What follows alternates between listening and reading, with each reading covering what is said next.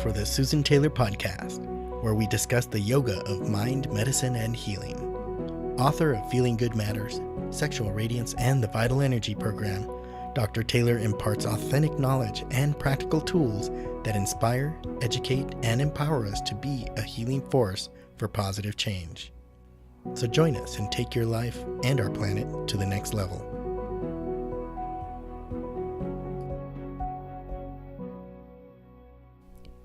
Hello and welcome to episode 37, 5 Strategies for Sustainable Resilience.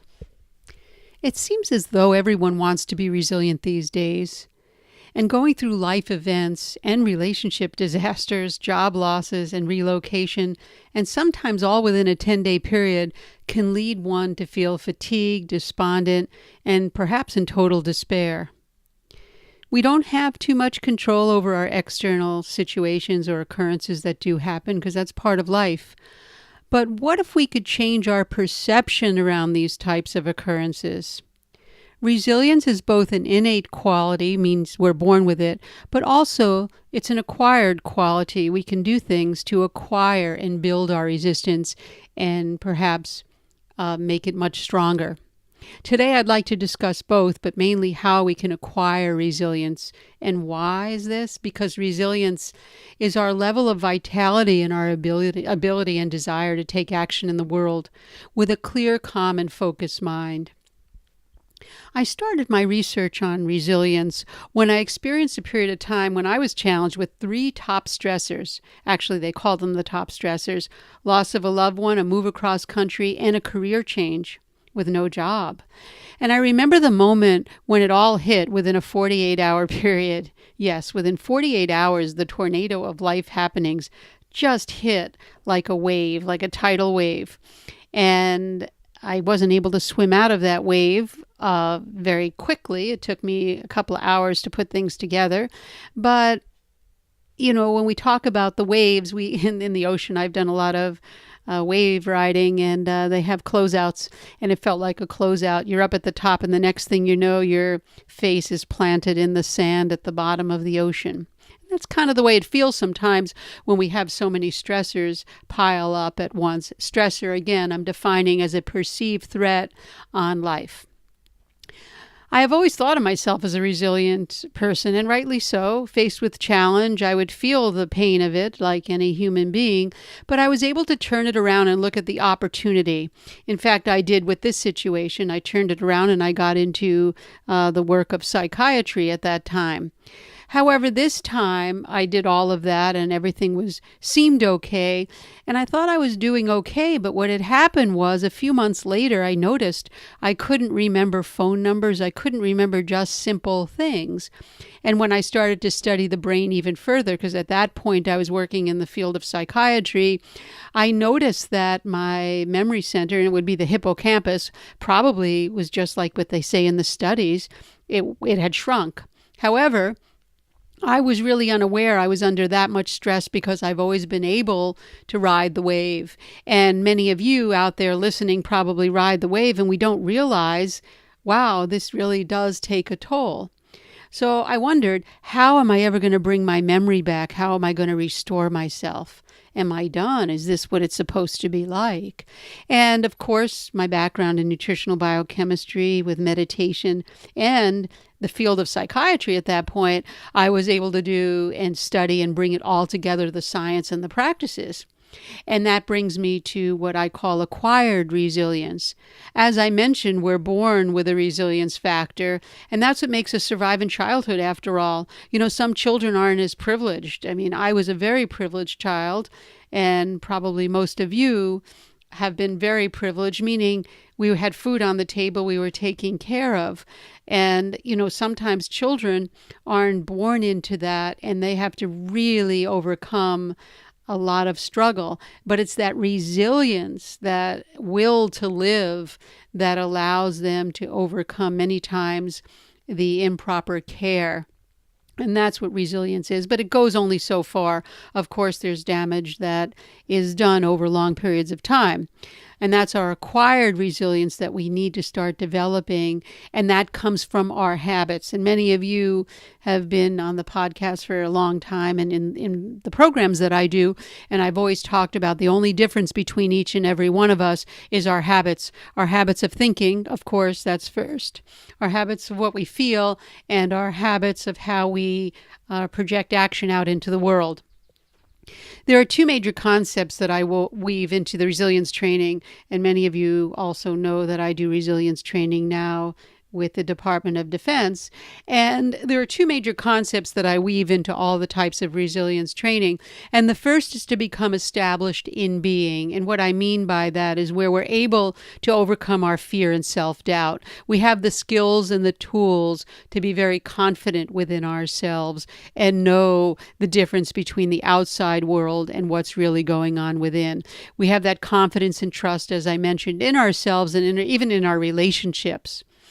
And this comes from taking care of our well-being through diet, through nutrition and lifestyle habits, and training the mind with meditation, which we teach focused awareness meditation and its practices. The second concept is to take action. In the world, we need to take action because the greatest part of living a fulfilled life is the ability to take action to accomplish what you set out to do. This requires that our intention comes from a clear, calm, and focused mind. Taking action is not reacting to something, but responding in a way that will support our focused attention. And this comes over time after time. And when we become aware, when anyone becomes aware of his or her issues that drain the energy, then they could follow a program to restore the function where they may be depleted. We always go to that point first in our trainings or in any of the courses or in any of the teachings that I do. You have to stop. You have to seal the leaks. Where are we getting rid of our energy? Where are the leaks coming? Mostly they come from our thoughts. In fact, they are all our thoughts and how we act out those thoughts. Here I'd like to share some major takeaways with you from our resilience training so that maybe you could incorporate them in your life. I'd also like to hear from you if you'd like me to do something for you on resilience training, but I'll give you these major takeaways and see how you feel about them. The first key principle we train is awareness. Awareness is a key principle. Acknowledge the root of the problem. Awareness is definitely the key to change, and our level of awareness does indeed dictate how we operate in the world, our thinking, feeling, and acting. Essential teachings for any resilience training. According to the Mayo Clinic, the most important exercise for improving resilience is to train your attention and awareness. Becoming more intentional and purposeful will decrease our negative thoughts and draw attention to where we're going, to focus on what our intent is. And that's also a yogic, in the yoga science, it's also the ability to know where you're going and have that. So anything that comes along the way, you stay with your focus. And it actually will decrease any stress and anxiety and boost quality of life. And that was a study done with the Mayo Clinic, or it was said in 2018. So it's quite new. In our training, we use the gold standard to train our awareness, and it's on breath. Breath is the key gold standard because it allows for self-regulation because of what we talk about in science is the vagus nerve. And self-regulation is the key for resilience training, and that comes with breath. Breath, as we all know, is taken for granted because it just happens. But if you really learn to cultivate that breath and work with your inhalation and exhalation, your self-regulation will hit the top of the charts. That's the gold standard. So the first takeaway is awareness, and that's the key principle. Second is shifting perception from fear to fearlessness. I read through so much on resilience, and everyone talks about these life obstacles, negative experiences, but is anyone really covering? It's our perception of that incidence that really creates the fear versus fearlessness. So what we really need to look at is our perceptions. Fear drives all living organisms. It's a known fact. No one wants to die. Nothing wants to die. Stress is a perceived threat. It comes when we perceive something that is dangerous to our well-being. Not everyone perceives circumstances the same way. For example, someone who is bitten by a dog early in life may perceive dogs as dangerous, whereas someone who's had childhood memories of laughter and enjoyment with their dog will have a different perception. That's a simple example that I'm showing you, but you see, a perception can change. When we use our awareness in step one to watch our perceptions, then we can free ourselves from the ties that bind us in that fear zone. The third takeaway is training the energy of the mind by focusing our awareness. In other words, we bring mindfulness into focus. You really need to bring mindfulness into focus if something's going to happen and change is going to happen. Resilience starts in the mind. It doesn't start in the body, it starts in the mind. And the most sophisticated and scientific way to train the mind is through the breath, as I just mentioned. Breath, again, normally taken for granted, but it's the gateway to understanding the mind and its functions. We all know you can't approach the mind directly. The psychology stuff that goes on, you just can't say, well, I'm going to stop ruminating today, or I'm going to stop being depressed. No, it doesn't work that way. You have to work through, I always say, use your body as feedback, and then that gets translated, because the body is actually the physical representation of what goes on in the mind. And when we train the functions of the mind, we learn and we have the ability to master the energy of the mind. And the energy of the mind is the essence of your life. It's your inner instrument. With all four functions working in order, the body's able to withstand the obstacles that fall along our way, and we can experience freedom and fulfillment. If we liken our mind to a garden, for example, we have to remove the weeds to create, and we create the space so that we could put the seeds in, right? And then we fertilize the soil and nourish the soil. And then we plant the seeds to rejuvenate the garden. And it's very difficult to work with the mind directly, as I said. So we use the breath to bring the mind and body back into balance. And then we can plant the seeds in our garden. Mind follows breath, so by regulating the breath, we regulate our resilience factor. Another takeaway, which is number 4, is, again, I kind of led to it, was bringing mindfulness into focus. We want to restore our function. Remember I said become established in being, but then restoring function. So it's one thing to be mindful of, I better restore my function, but then you have to focus on the skill set and the tools to bring that clear intention of mindfulness into a usable, action-oriented program. Mindfulness is not enough. You've heard me say that, since we want to restore function. If you want to change, you have to take action. That's bringing it into focus. Just being mindful does not require that you change. So we bring it into focus with our breath, and then our awareness becomes very heightened, and then we can develop the knowledge base and the tools and acquire them, already learned in many cases, to bring the mind into focus and then breath, and then we can do what we need to do to restore our resilience. Remember, when we work with the breath and we regulate it, we're actually self-regulating our own nervous system. You can't have any training in resilience without mastering the skills of the diaphragmatic breathing technique. It's as simple as that. We can talk about all the handouts. We can do anything we want with rate your resilience, rate your negative factor, rate your positive factor, but give people the actual skill of working with their breath to feel it, see it, and watch the transformation within their own being. And then it becomes a gold standard, and it also becomes a way for people to move on and do what they need to do for freedom and fulfillment in life. And the fifth takeaway is resilience is both innate and acquired. I mentioned that before, but I'll just tie it in with that. Resilience needs to be nurtured. That's the point here. We're not born necessarily with our resilience that we're going to have forever. We do have an innate quality of life. That's why we're here. But then we also need to nurture. Otherwise, if we don't nurture nature, it's going to come back. It'll come back to bite us, and hurt us. So it sounds like a play on words, but it's true. Although we're born with this resilience factor, we have to acquire habits along the way because things change, and we see how things are changing. Our whole food chain is getting polluted. We have to change our habits of eating now to support a sound body and mind, especially if we're involved in the outside world. We do know that resilience is an inner skill set and it cannot be intellectually developed because it comes through experience. So any decent resilience training has to have both the science and the practice. Practice, practice, practice, because that's where we gain our experience in life.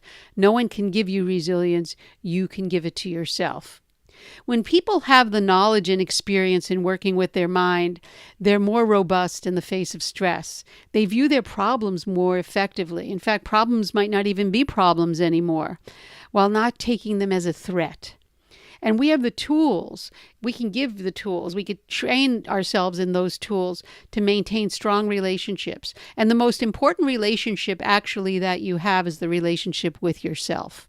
Many people look beyond that and look outside for that relationship when that inner relationship is the most important. So the goal of resilience training, the way we train, is to enhance the overall well-being and resilience of the healing force within us. Because remember, we already have that precious mixture within ourselves to heal. We just need to use it. And the skills, a real great skill set to be able to use that is what's important. So let's just talk about it. Resilience does require practice, and life is a practice in learning to live in the world but not getting involved in the commotion. Common myths about resilience are also debunked when we do the training, and participants will really learn what it really means. The resilience myths are that you should never show emotion, you have to always be fully composed, or you either have it or you don't. That's not true. You could change your perception and learn to regulate your thoughts and really train yourself on how to think and allow your feelings to come forward and start purifying yourself so that those emotions that come forward are joy and love rather than the emotions of sadness, grief, depression, anger, animosity, negativity. All of them are part of being human, but we could train ourselves to move beyond that. One of my friends had said to me, I was saying, wait, what's the happiness factor? And we were talking about that, and they said, it's something of an attitude. You have to change your attitude. Your attitude has to be happy. And it's not always easy, and it doesn't always necessarily feel good at first, but everyone has that opportunity to develop it. No matter who or what exerts dominance over our bodies, our food chain, our freedoms, we are in charge of what matters most, and that's our mind. Train your mind because the energy of your mind is the essence of life. Regardless of how we have been hurt, who we are always stays the same. It's that core of our being and our sense of self, our strength, our will that brought us here to be born. It's ours to let die or crumble up or cultivate and live a life of freedom and fulfillment. That brings us to the end of this episode.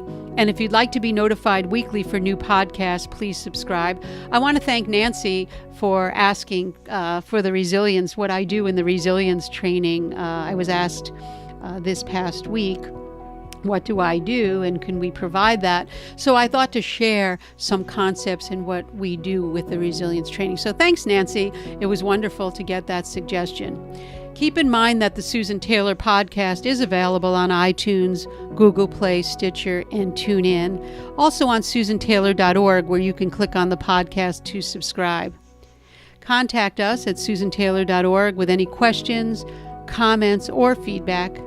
And I'd like to say thanks for listening and contact us if you would like to talk. Until next time, remain calm.